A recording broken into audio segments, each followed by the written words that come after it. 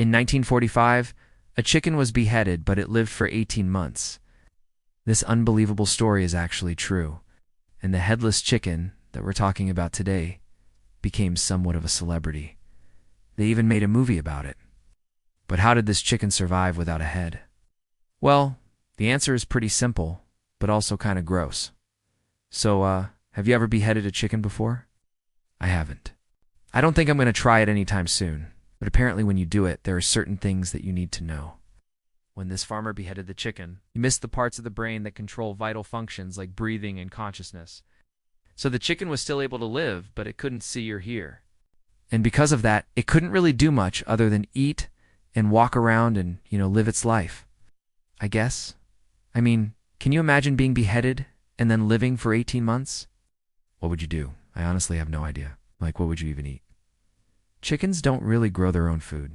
So this chicken was fed a diet of milk and mashed potatoes, which actually sounds pretty good. I'd probably want some mashed potatoes if I were in that situation. But it lived on this diet for several months, which is honestly just disgusting.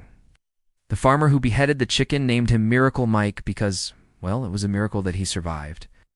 Mike became a local celebrity, mostly because people just couldn't believe that a chicken could live without a head. I mean, we know that chickens are pretty dumb, but we didn't know that they could survive without a head. I honestly thought that this was going to be some made-up story that you read on Reddit. The kind of story that makes you question everything you've ever learned. But no, this is actually a real thing that happened. It happened in Colorado. That's where the farmer lived who beheaded the chicken.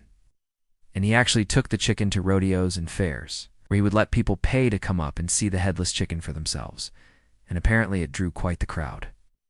I would honestly be pretty scared to go up and see the headless chicken because, it could attack you.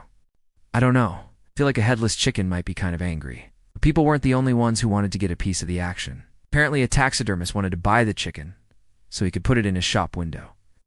But the farmer didn't want to sell the chicken, and I don't blame him. He made enough money off of the chicken as it was, and it sounds like he was pretty attached to it. I mean, the chicken was a part of his life at that point, even though it didn't have a head. Eventually, the chicken did die, but not in an incredibly gruesome way. It just died peacefully in its sleep. Maybe it was finally able to rest in peace after all of those months of living without a head.